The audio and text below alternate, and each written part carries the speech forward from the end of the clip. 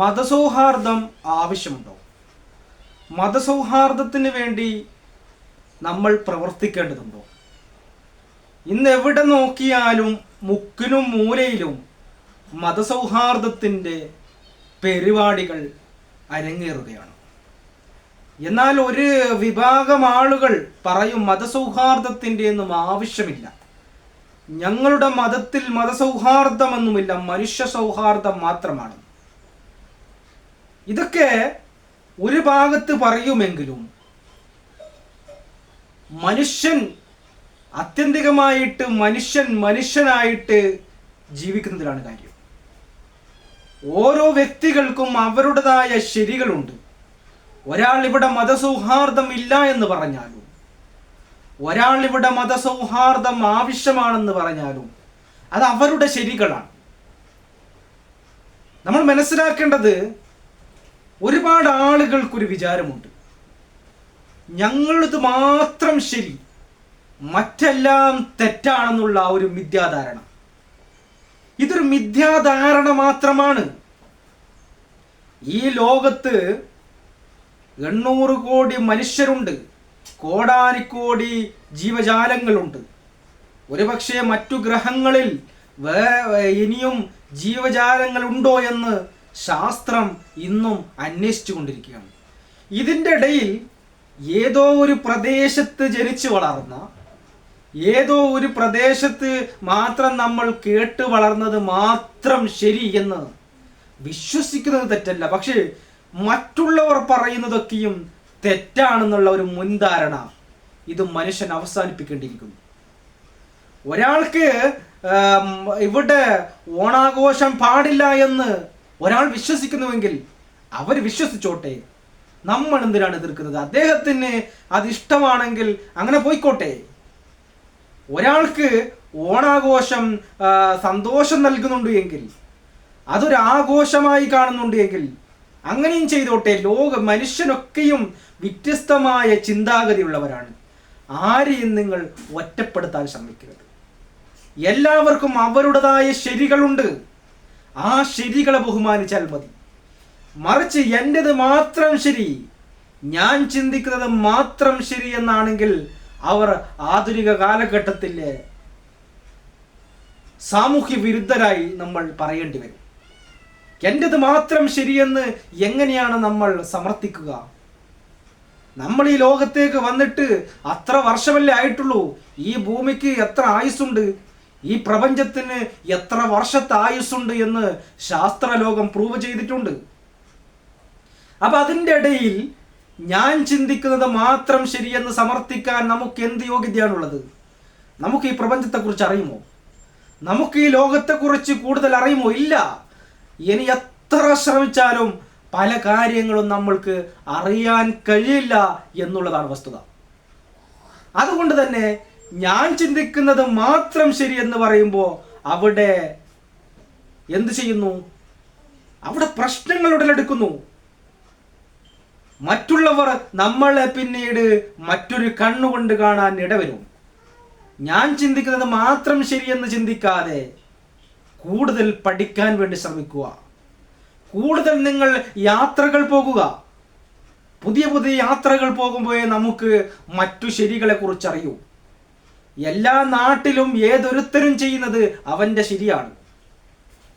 ആ ശരികളെ അംഗീകരിച്ചുകൊണ്ട് പോകാൻ നമുക്ക് കഴിയണമെങ്കിൽ വിശാലമായ അർത്ഥത്തിൽ യാത്രകൾ പോകണം. എല്ലാം പഠിക്കാൻ തയ്യാറാകണം. എല്ലാത്തിനെയും കുറിച്ച് പഠിച്ച് മനസ്സിലാക്കുമ്പോഴാണ് നമുക്കെന്ത് സംഭവിക്കുന്നത്? എൻ്റെത് മാത്രമല്ല ശരി, എല്ലാവർക്കും അവരുടേതായ ശരികളുണ്ട് എന്ന് പറയാൻ കഴിയുക. ഞാൻ വീണ്ടും വീണ്ടും ശരികളെ കുറിച്ച് പറയുമ്പോൾ ഒരുപക്ഷെ നിങ്ങൾക്ക് മടുപ്പ് തോന്നാം. അത് പറയാതിരിക്കാനാവില്ല.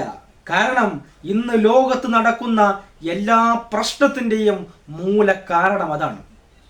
എവിടെ വേണമെങ്കിലും നിങ്ങൾ നോക്കിക്കോളൂ, എല്ലാവർക്കും അവരുടേതായ ശരികളുണ്ട്. ഇസ്രായേലും ഇറാനും യുദ്ധം നടക്കുമ്പോൾ അവർക്ക് അവരുടേതായ ശരികളുണ്ട്. ഇറാൻ പറയും ഞങ്ങൾക്ക് ആണവായുധം നിർമ്മിക്കാനുള്ള അവകാശമുണ്ട്. മറ്റെല്ലാ രാജ്യത്തിനും അവകാശമുള്ളതുപോലെ ഞങ്ങൾക്കും അവകാശമുണ്ട് എന്ന് ഇറാൻ പറയുമ്പോൾ അത് അവരുടെ ശരിയാണ്. എന്നാൽ ഇസ്രായേൽ പറയുന്നത് എന്താണ്? ഇറാൻ ആണവായുധമുണ്ടാക്കിയാൽ അത് ഏറ്റവും കൂടുതൽ നാശമുണ്ടാക്കുന്നത് ഞങ്ങൾക്കാണ്, ഞങ്ങളുടെ രാജ്യത്ത് അവർ ആക്രമിക്കുമെന്നുള്ള ചിന്താഗതി അത് അവരുടെ ശരികളാണ്. അപ്പൊ ഈ ശരി തെറ്റുകൾക്ക് വേണ്ടിയാണ് ലോകത്ത് എല്ലാ മനുഷ്യനും അക്രമങ്ങൾ നടത്തിയിട്ടുള്ളത്, എല്ലാ മതങ്ങളും യുദ്ധങ്ങൾ ചെയ്തിട്ടുള്ളത്. അതുകൊണ്ടാണ് മനുഷ്യരോട് ഞാൻ പറയുന്നത്, എല്ലാ മനുഷ്യരോടാണ് പറയുന്നത്, അവനവന്റെ ശരിയിൽ അവൻ നിൽക്കൂ. മറ്റൊരുത്തനെ നിങ്ങൾ തിരുത്താൻ പോകണ്ട, മറ്റൊരുത്തന്റെ ശരിയെ നിങ്ങൾ തിരുത്താൻ പോകണ്ട. സമൂഹത്തിന് ദോഷം ചെയ്യുന്നതാണെങ്കിൽ മാത്രം അത് ഗവൺമെന്റ് നിരോധിക്കുക, അത് നിർത്തലാക്കുക എന്നത് അപ്പുറത്തേക്ക് മറ്റൊരുത്തന്റെ വിശ്വാസത്തിന് ചോദ്യം ചെയ്യുക എന്നുള്ളത് അത് ശരിയല്ല. നമ്മൾ എത്ര തന്നെ ശ്രദ്ധിച്ചാലും, നമ്മൾ എത്ര തന്നെ വാദിച്ചാലും മറ്റൊരുത്തന്റെ ശരിയെ നമ്മൾക്ക് നിർത്തലാക്കാൻ കഴിയില്ല, അതിനെ ഇല്ലാതാക്കാൻ കഴിയില്ല. അപ്പൊ അടിസ്ഥാനപരമായ മനുഷ്യന്റെ പ്രശ്നമെന്ന് പറയുന്നത് ശരികൾക്ക് വേണ്ടി തമ്മിൽ തല്ലുന്നതാണ്. ഇതിന്നും മാറിയിട്ടില്ല. മനുഷ്യനുണ്ടായ കാലം മുതൽ ഇന്ന് വരെ ഇത് പ്രവർത്തിച്ചു കൊണ്ടേയിരിക്കുന്നു. ഗോത്രങ്ങളായിരുന്നു മുമ്പ് യുദ്ധങ്ങൾ നടത്തിയിരുന്നത്, രാജ്യങ്ങളായി. ഈ രാജ്യങ്ങൾ തമ്മിൽ ഇന്നും നടക്കുന്നു, ഈ രാജ്യത്തിനകത്തും ഇന്നും നടക്കുന്നു. എന്തിൻ്റെ പേരിലാണ്? തൻ്റെത് മാത്രം ശരിയെന്ന് വിശ്വസിക്കുമ്പോൾ, തൻ്റെത് മാത്രം ശരിയെന്ന് പിടിച്ച് മറ്റുള്ളതെല്ലാം തെറ്റാണ് എന്നുള്ള ചിന്താഗതി വരുമ്പോൾ അവിടെ പ്രശ്നങ്ങൾ വരുന്നു, അവിടെ അക്രമങ്ങൾ പെരുകുന്നു, അവിടെയാണ് തീവ്രവാദികൾ പോലും ഉണ്ടാകുന്നത്, അവിടെയാണ് ഭീകരവാദികൾ ഉണ്ടാകുന്നത്, അവിടെയാണ് യുദ്ധങ്ങൾ ഉണ്ടാകുന്നത്, കലാപങ്ങൾ ഉണ്ടാകുന്നത്. അതുകൊണ്ട് എല്ലാ മനുഷ്യരോടും പറയാനുള്ളത്, നിങ്ങൾ വിശാലമായി ചിന്തിക്കുക. ഇത് തന്നെയാണ് ഈ കാലഘട്ടത്തിലെ ഏറ്റവും വലിയ പ്രസക്തമായ വിഷയം. അതുകൊണ്ടാണ് ഞാൻ വീണ്ടും വീണ്ടും ശരികളെ കുറിച്ച് പറയുന്നത്. ഈ ലോകത്തൊരു മനുഷ്യൻ ചെയ്യാൻ കഴിയുന്ന ഏറ്റവും വലിയ നന്മ എന്ന് പറയുന്നത് ഒരാളെയും വാക്കുകൊണ്ടോ പ്രവൃത്തി കൊണ്ടോ വേദനിപ്പിക്കാതിരിക്കലാണ്. ഒരാൾക്കും വാക്കുകൊണ്ടോ പ്രവർത്തനം കൊണ്ടോ ഒരാളെയും ദ്രോഹിക്കാതിരിക്കലാണ് ഈ ലോകത്തൊരു മനുഷ്യൻ ചെയ്യുന്ന ഏറ്റവും വലിയ നന്മ. അല്ലാതെ എൻ്റെ ശരികളിൽ മാത്രം വിശ്വസിച്ചുകൊണ്ട് ആ ശരികളെ വിശ്വസിക്കുന്നവർക്ക് മാത്രം സേവനം ചെയ്യുന്നതിൽ എന്താണ് അർത്ഥമുള്ളത്? അർത്ഥമില്ല എന്നല്ല പറയുന്നത്, അതും സേവനമാണ്. പക്ഷേ എല്ലാവരെയും ഉൾക്കൊള്ളണം. അപ്പോഴാണ് ഒരാൾ മനുഷ്യനാകുന്നത്, അപ്പോഴാണ് ഒരാൾ മാനവ സ്നേഹമുള്ളവനാണെന്ന് പറയാൻ കഴിയുന്നത്. അല്ലാതെ തൻ്റെ വിഭാഗത്തെ മാത്രം, തൻ്റെ ശരികളെ മാത്രം ഒരാൾ പിന്തുണക്കുന്നുണ്ട് എങ്കിൽ, അവരെ മാത്രം സഹായിക്കുന്നുണ്ട് എങ്കിൽ, അവരോട് മാത്രം സൗഹാർദ്ദം കൂടുന്നുവെങ്കിൽ അത് പൂർണ്ണമായും സൗഹാർദ്ദമെന്ന് പറയാൻ പറ്റില്ല. അങ്ങനെയെങ്കിൽ വീരപ്പൻ ഉണ്ടായിരുന്നില്ലേ? വീരപ്പൻ അവൻ മറ്റുള്ളവരെ കൊന്നിട്ടുണ്ടാകാം, എല്ലാവർക്കും ഒരു ഭീഷണിയായിട്ടുണ്ടാകാം. പക്ഷേ വീരപ്പൻ്റെ അനുയായികൾക്ക് വേണ്ടതൊക്കെ അദ്ദേഹം ചെയ്തിട്ടുണ്ട്. അദ്ദേഹത്തെ പിന്തുണക്കുന്ന സംഘങ്ങൾക്ക് അദ്ദേഹം എല്ലാ പിന്തുണയും ചെയ്തിട്ടുണ്ട്. അപ്പൊ ഞാൻ പറയുന്നത് അതെല്ലാവരും ചെയ്യുന്നുണ്ട്. അവനവൻ്റെ ശരികളെ വിശ്വസിക്കുന്നവരെയും അവനവൻ്റെ വിശ്വാസങ്ങൾ നിൽക്കുന്നവരെയും സഹായിക്കാൻ എന്നും മനുഷ്യനുണ്ടാവും. പക്ഷേ ഇതിലൊന്നും വിശ്വസിക്കാത്തവനെയും മറ്റു ശരികളിൽ വിശ്വസിക്കുന്നവനെയും ചേർത്ത് നിർത്താൻ ആർക്ക് കഴിയുന്നുണ്ടോ അവനാണ് ഈ മാനവരാശിയുടെ ഏറ്റവും നല്ല മാനവിക സ്നേഹമുള്ളവൻ എന്ന് നമുക്ക് പറയാൻ പറ്റും. നമ്മൾ ശ്രദ്ധിക്കേണ്ട കാര്യമാണ്. ഞാൻ വീണ്ടും വീണ്ടും ഈ വിഷയം പറയുന്നത്, ലോകം മാറണമെങ്കിൽ, ലോകത്ത് സമാധാനമുണ്ടാകണമെങ്കിൽ, ലോകത്ത് അക്രമങ്ങൾ കുറയണമെങ്കിൽ, ലോകത്ത് യുദ്ധങ്ങൾ ഇല്ലാതാകണമെങ്കിൽ അതൊരു സമരം ചെയ്തത് കൊണ്ട്, ഒരു പ്രതിഷേധ സമ്മേളനം നടത്തിയത് കൊണ്ടൊന്നും അതൊന്നും ഇല്ലാതാകുന്നില്ല. അടിസ്ഥാനപരമായ മൂല്യം അവനവൻ്റെ ശരികളെ അംഗീകരിച്ച് മുമ്പോട്ട് പോവുക. ആരെയും തിരുത്താൻ നോക്കണ്ട. എല്ലാവർക്കും അവരുടേതായ ശരികളുണ്ട് എന്നുള്ളത് പച്ചയായ സത്യമാണ്. സമൂഹത്തിന്, മാനവരാശിക്ക് ദോഷം ചെയ്യുന്നെങ്കിൽ മാത്രം അതിന് എതിർക്കുക എന്നുള്ളതാണ്.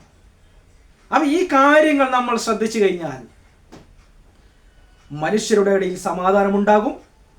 മനുഷ്യരുടെ ഇടയിൽ സമാധാനമുണ്ടാകുമ്പോൾ ലോകത്തും സമാധാനമുണ്ടാകും, ലോകത്തും അക്രമങ്ങളൊക്കെ കുറയും.